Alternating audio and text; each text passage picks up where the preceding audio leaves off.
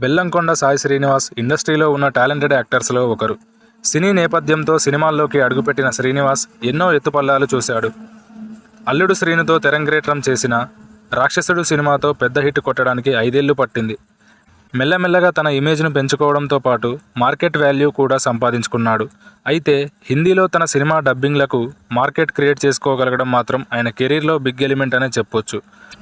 అయితే ఈ హీరో సినిమాలు చాలా వరకు యాక్షన్, ఫైట్స్తో నిండిన కమర్షియల్ సినిమాలే కావడంతో హిందీ ప్రేక్షకులు వాటికి త్వరగా కనెక్ట్ అయ్యారు.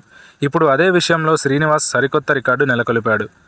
బెల్లంకొండ ఫ్లాప్ సినిమాలు కూడా యూట్యూబ్లో భారీ వ్యూస్ రాబట్టగలిగాయి.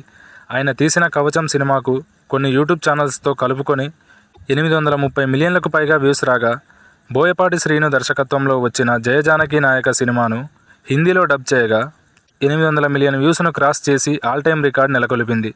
కాజల్ అగర్వాల్ నటించిన సీతా చిత్రం హిందీలో 650 మిలియన్ వ్యూస్ దాటింది. ఆయన చేసిన అన్ని సినిమాలు యూట్యూబ్లో సక్సెస్ఫుల్గా స్ట్రీమింగ్ అవుతున్నాయి. ఆశ్చర్యకరమైన విషయం ఏమిటంటే మరే భారతీయ నటుడు కూడా ఈ ఘనత సాధించడానికి దగ్గరలో కూడా లేడు.